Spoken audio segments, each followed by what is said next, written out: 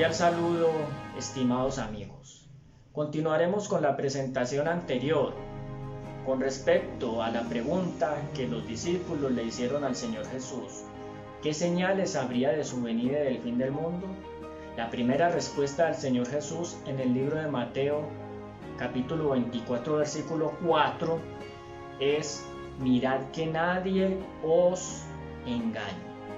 Mirad que nadie os engañe, porque vendrán muchos en mi nombre diciendo: yo soy el Cristo, y a muchos engañarán.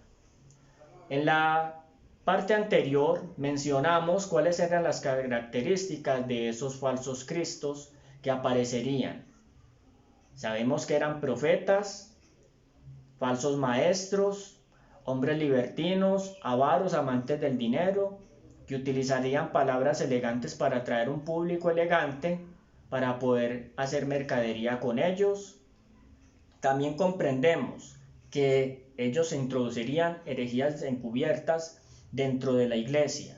Encubiertas, es decir, nadie se percataría de que el engaño habría entrado a la iglesia. Es decir, introducirían significa que se entrarían a la iglesia, no que se enseñarían fuera de la iglesia de Cristo.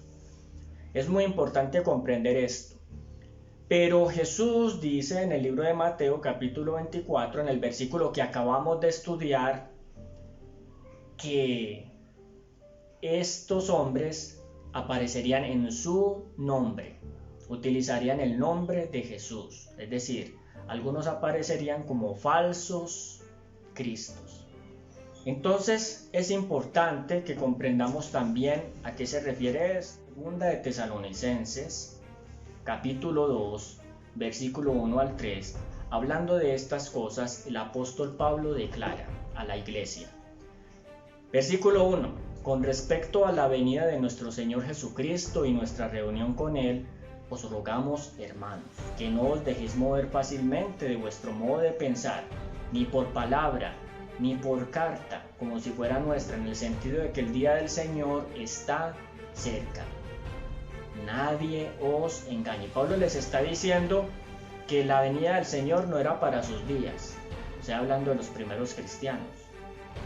El versículo 3 dice: nadie os engañe. Lo mismo que Jesús dijo en Mateo 24: mirad que nadie os engañe. Señal de su venida, habría engaño. Pues no vendrá, o sea, Jesús, sin que antes venga la apostasía y se manifieste el hombre de pecado, el hijo de perdición. ¿Qué tendría que ocurrir antes de que Jesús viniera por segunda vez? Una apostasía. Es una palabra griega que se utiliza para decir o para mencionar una renuncia a la fe. Un apóstata es el que ha renunciado a la fe en Cristo. Y una apostasía es precisamente eso, una renuncia. Pero entonces estamos hablando de una renuncia en el cuerpo de Cristo, en la iglesia. ¿Una renuncia qué? A la fe en Cristo. ¿Cómo? Dice que primero tendría que venir la apostasía y luego se debía manifestar el hombre de pecado, el hijo de perdición, o sea, el anticristo. ¿Cuál es la característica de este anticristo? Versículo 4. Se opone y se levanta contra todo lo que se llama Dios o es objeto de culto, tanto que se sienta en el templo de Dios como Dios, haciéndose pasar por Dios. ¿Cuál es la característica de este falso Cristo? Primero, tiene que aparecer antes de que Jesús venga por segunda vez. Segundo, él aparece en la iglesia o se manifiesta cuando ocurre una apostasía, es decir, hay un cambio decidido dentro de la iglesia de Cristo, donde se renuncia a una fe que ya estaba establecida. Y cuando se produce esa renuncia en este cuerpo de Cristo, en esta iglesia, entonces aparece el anticristo. Pero no aparece como nosotros lo vemos en la televisión o como lo escuchamos en muchos medios o como algunos lo predican, diciendo que es un personaje que tiene el número 666 grabado en la frente y que cuando entra a gobernar el mundo entra como un gobernante civil que va a regir el mundo y entonces comienza a dominar las conciencias y a perseguir a los fieles, o que cuando aparece entonces los fieles se desaparecen en un rapto secreto. No, Acá lo que dice es que este anticristo se tiene que sentar en el templo de Dios, es decir, es un poder religioso. También dice que se sienta como Dios, haciéndose pasar por Dios, o sea, sustituyendo a Dios, fingiendo que es Dios y haciéndose adorar como Dios. Esa es la señal que Jesús mencionó en el libro de Mateo capítulo 24, la aparición del anticristo dentro de la iglesia cristiana, sentándose, es decir, tomando la actitud y la atribución de gobernar la iglesia, haciéndose pasar por Dios, es decir, recibiendo los honores que solamente le corresponden a Dios y pretendiendo ser Dios dentro de la iglesia. Pero como leímos en el texto del capítulo pasado, de que esas herejías de estos falsos cristos entrarían encubiertamente, quiere decir que este anticristo tiene que sentarse o se ha sentado en la iglesia cristiana sin que nadie lo detecte, o muy pocos lo detecten. Porque si todos se dieran cuenta, lo rechazarían. Entonces él tiene que entrar encubiertamente, no abiertamente, como muchos pretenden presentar la imagen del anticristo en el futuro antes de la aparición del Señor Jesús por segunda vez.